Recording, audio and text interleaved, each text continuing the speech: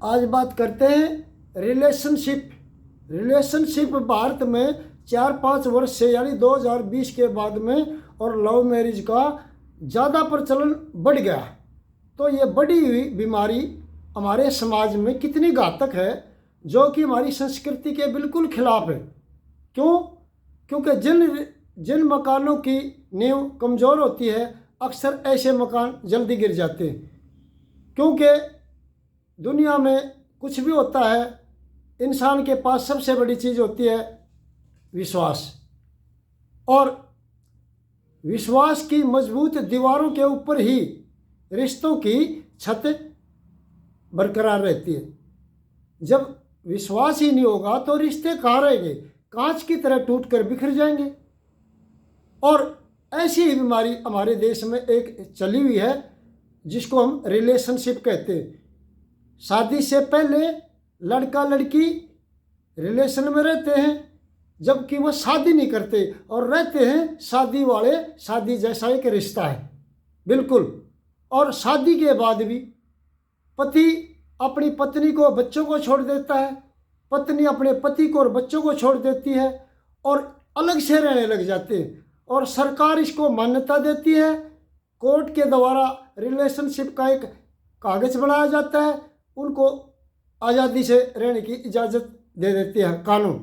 इसलिए हमारी समस्या क्या है? सबसे बड़ी कानून की। सरकारें आती रही जाती रही, अंग्रेज चले गए, मुगल चले गए, लेकिन व्यवस्था हमारी वही की वही बनी रही।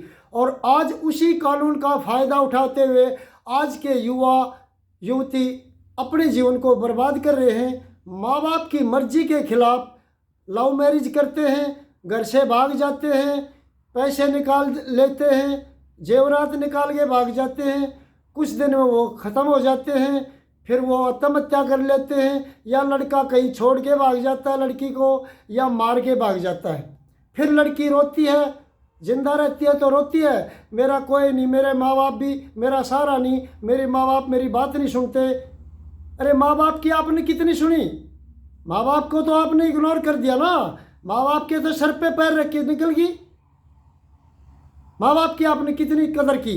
जिस माँ बाप ने 9 महीने जिस माँ ने पेट में रखा, बैठना सिखाया, खड़ा होना सिखाया, चलना सिखाया, खाना पीना सिखाया, पढ़ाई लिखाई की और पालन पोषण किया और जवान किए, 20 साल की 15-20 साल की उम्र तक आपका सब कुछ किया, लेकिन आपने 4 दिन के प्यार में वो तो उसको तो महत्व दे दिया 4 दिन के प्यार को, और जिसने 20 साल मेहनत की आपके जीवन को संवारने में, उसको इग्नोर कर दिया, उसको ठोकर मार के चले आए।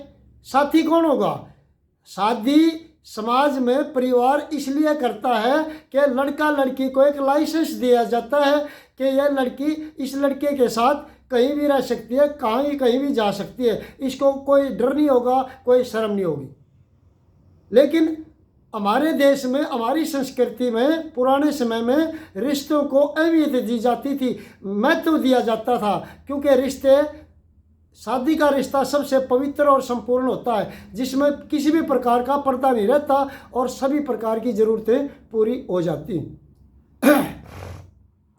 लेकिन माँ बाप की मर्जी के खिलाफ जाके और फिर वो FIR दर्ज करवा जाती माँ बाप के खिलाफ कि हमारे को अपने परिवार से खतरा है। अरे जिस माँ बाप ने सब कुछ किया उससे तो खतरा पहले क्यों नहीं हुआ? खतरा तो आप है ना, जब उसकी मर्जी के खिलाफ आप भाग गए घर से, उनकी कदर नहीं की, पूछताछ नहीं की, फिर कहती है हमारा कोई नहीं, लड़का छोड़। उसका विश्वास कितना है? जिस माँ बाप का सब कुछ सबसे बड़ा विश्वास था, उस पर तो विश्वास नहीं किया जिसने सब कुछ किया, और 4 दिन के रिश्ते में आपने विश्वास कर लिया। उसका भरोसा कितना है? कब छोड़ के भाग जाएगा, कहीं मार के चला जाएगा, कहीं होटल में लाश मिलती है, फिर पता चलता है लोगों को, परिवार को। तो कई बार लड़का लड़की के माँ बाप को पता ही नहीं होता। इसलिए क्या होता है, उस माँ बाप के गले पर पैर रख के गर्दन पर और आप निकल जाते हैं, और फिर क्या चिल्लाते हैं, मेरा परिवार नहीं सुनता, मेरे को प्रोटेक्शन दो सरकार। अरे सरकार से प्रोटेक्शन मांगते हैं, ये ज़रूरत क्यों पड़ी? फिर बर्बादी होगी। और फिर लड़का लड़की कई बार आत्महत्या कर लेते हैं, कई बार लड़का लड़की को मार जाता है, कई बार छोड़ के भाग जाता है, फिर रोती रहती है।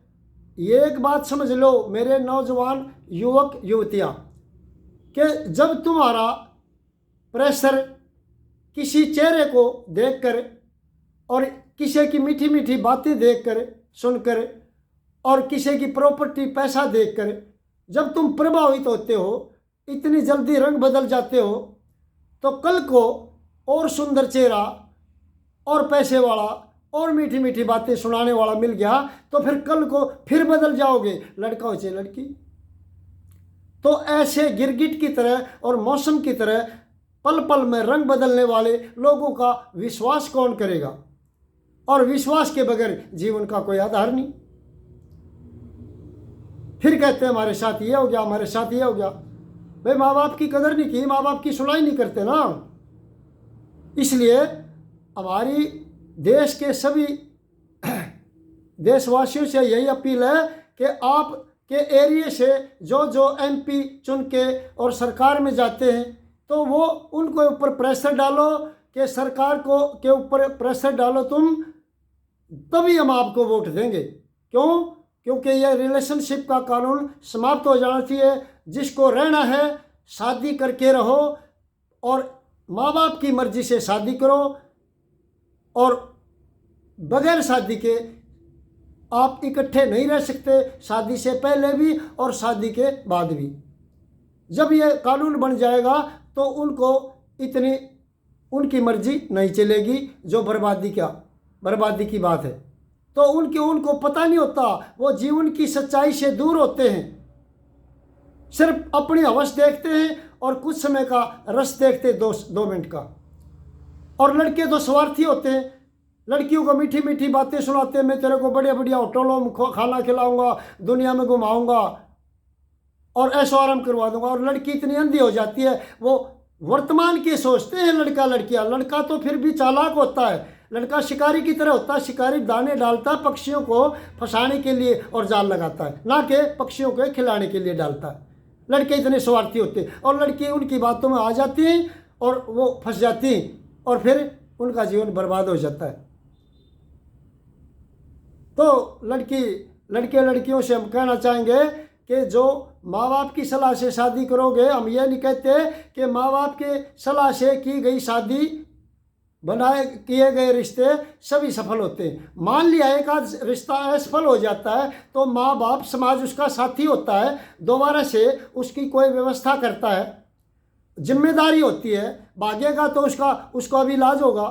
लेकिन अगर कोई अपनी मर्जी से शादी करोगे तो तुम्हारी ज़िंदगी के जिम्मेवार भी तो होगे। अपनी ज़िंदगी के जो फैसले खुद करते हो तो उसकी जिम्मेदारी भी तो तुम्हारी है। और तुम्हारे को दुनिया का पता नहीं, दुनिया तो 1 मिनट में बदल जाती है और फिर तुम रोते हो, फिर माँ बाप को दोष देते हो कि माँ बाप ने हमारी सुनाई नहीं की। इसमें एक कसूर तो सरकार का है, एक कसूर माँ बाप का है। क्योंकि ऐसा करने वाले बच्चे कौन होते हैं? जिनको बचपन में 5 साल से और 12-14 साल तक नैतिक और अच्छे संस्कार नहीं दिए गए, नैतिक शिक्षा नहीं मिली, और स्कूलों में हमने पढ़ा दिया, बड़े अच्छे अच्छे स्कूलों में बहुत खर्चा किया, बहुत ज़्यादा बढ़िया बढ़िया कपड़े दिलाए, खाना पीना खूब आज़ादी दी, लेकिन नैतिक शिक्षा नहीं दी कि संसार में एक अच्छा आचरण कैसे करके और अपना जीवन बिताया जाता है, जिससे किसी भी प्रकार का हमारे ऊपर, हमारे माँ बाप के ऊपर, खानदान पर हमारा कोई कलंक ना लगे। इसलिए अच्छे माँ बाप वही होते हैं जो समझदार होते हैं और जिम्मेदार होते हैं। अच्छा तो वो भी हो सकता है जो किसी का नुकसान नहीं करता और अपना रोजी रोटी कमाने के लिए मेहनत करता है, लेकिन समझदार और जिम्मेदार आदमी में फ़र्क है।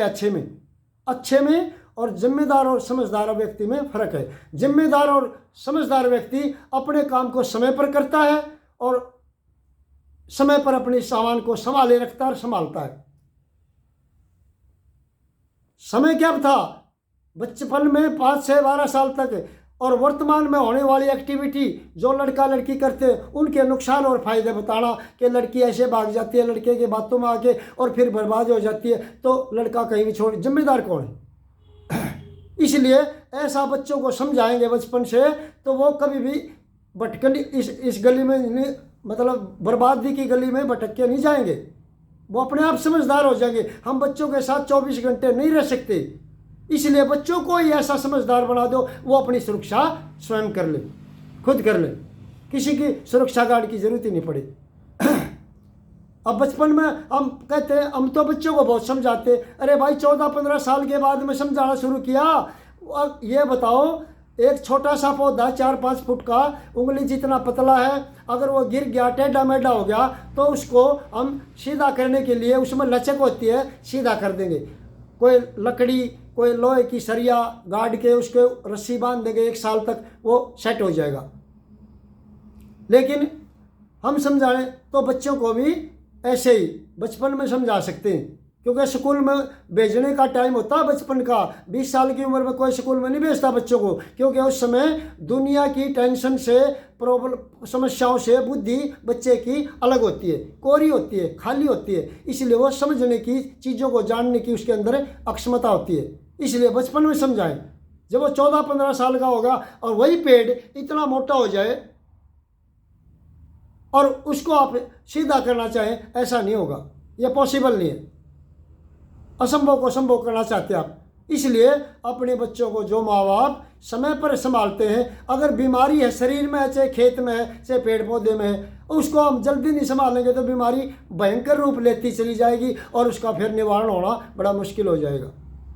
दूसरा, सरकार आती रही जाती रही, इस पे कोई मतलब सरकार ने गौर नहीं किया। क्यों? समाज बर्बाद हो। क्यों? सरकार को 2 चीज़ चाहिए, वोट और टैक्स।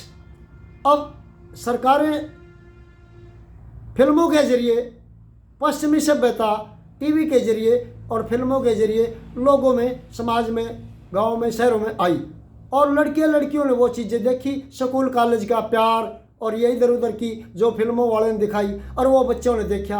अब बच्चा तो कच्चे घड़े की तरह होता है, उस पर जल्दी रंग चढ़ जाता है, क्योंकि वो जीवन की सच्चाई से दूर होता है, वो ज्ञान नहीं होता उसको। वो वर्तमान के जो परिस्थितियाँ होती हैं, जो अपने जवान लड़के लड़की होते, उन्हीं को सब कुछ समझता है और 2 मिनट का रस वही देखता है। वो सच्चाई से दूर होता है, उसको पता नहीं होता उसके बाद में। क्योंकि समझदार वही व्यक्ति होता है जो किसी भी काम को करने से पहले उसको हर एंगल से देखे, उसका नफा नुकसान देखे, लाभानी देखे। मूर्ख और अनजान व्यक्ति क्या करता है, किसी भी काम को करने से पहले सोचता नहीं, वो करने के बाद सोचता है। और समझदार और जिम्मेदार व्यक्ति पहले जानकारी लेता है उसके लाभ हानि की, क्योंकि लाभ और हानि दोनों व्यापारी के होते हैं। व्यापार करता है कोई व्यापारी तो उसमें सिर्फ लाभ देख कर अगर व्यापार करेगा तो वो मूर्ख है, समझदार नहीं है। क्यों? क्योंकि लाभ उसी का लाभ होगा तो वो भी व्यापारी का है, और हानि होगी तो वो भी व्यापारी को ही लेनी पड़ेगी। इसलिए नुकसान फायदे को हर एंगल से देखे किसी भी काम को करने से पहले, तो वो आदमी कभी भी कंफ्यूज नहीं होगा, ना उसका नुकसान होगा। इसलिए सरकारों ने क्या किया, टैक्स लिया, वोट ली, फिल्मों से बड़ा टैक्स मिलता था और अपना परोसती रही, और समाज में ये प्रचलन बढ़ता रहा पश्चिमी सभ्यता का।